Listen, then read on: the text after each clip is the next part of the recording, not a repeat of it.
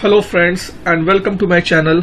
और आज मैं आपको बताने वाला हूँ टीडीएस ऑन सेक्शन 194N के बारे में।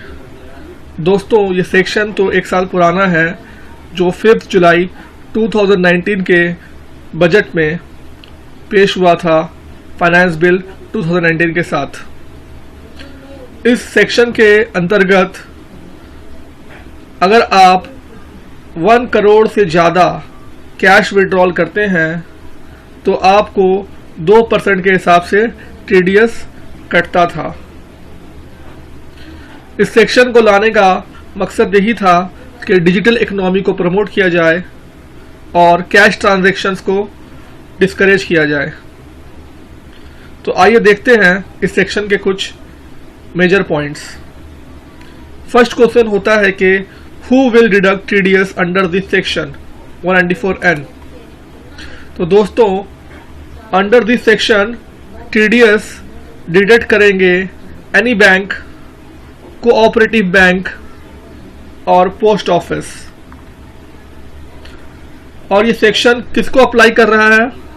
ये सेक्शन अप्लाई होता है सारे पर्सन्स को। Persons means individual, HUF, company, partnership firm, local authority, AOPs and BOIs। सारे पर्सन्स को एप्लीकेबल है। अगर आप during the financial year 1 crore से ज़्यादा कैश विड्रॉल करेंगे तो बैंक आपका 2% टीडीएस काटेगा। तो क्वेश्चन अराइज होता है कि what is the point of TDS under this section 194N।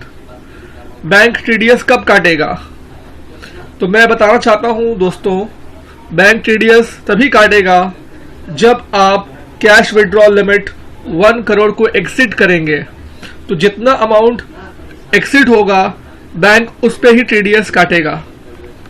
For example देखिए, अगर आप साल में 99 लाख का विड्रॉल किए हैं और साल के आखिर में जाके 1.5 लाख का विड्रॉल और करते हैं तो यहाँ पे आपका विड्रॉल, टोटल विड्रॉल हो रहा है 1,50,00,000 रुपीज।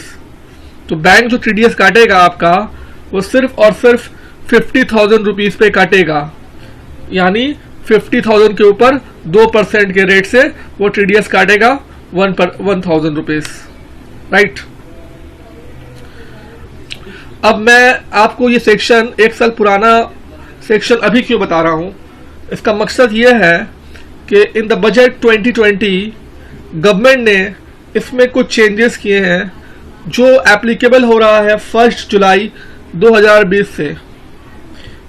वो चेंजेस क्या है? वो चेंजेस ये है कि अगर कोई पर्सन्स यानी individual, firms, HUF, companies, AOPs, BOIs, कोई भी अपना रिटर्न अगर फाइल नहीं किया है फ्रॉम द लास्ट 3 years, अगर 3 साल, पिछले 3 सालों तक का अगर रिटर्न फाइल नहीं है उसका, तो यहाँ पे 1 करोड़ का जो लिमिट है टीडीएस का, ये घटकर 20 लाख का हो जा रहा है। यानी अगर वो 20 लाख के ऊपर अगर कैश विड्रॉल करेगा तो उसको बैंक टीडीएस काटना शुरू कर देगा 20 लाख से, जो जितना एक्सीड करेगा उसके ऊपर। यानी यहाँ पर 1 करोड़ का जो स्लैब था यहाँ पर एप्लीकेबल नहीं होगा। किनके लिए नहीं होगा? जिन्होंने अपना रिटर्न लास्ट 3 ईयर का फाइल नहीं किया है।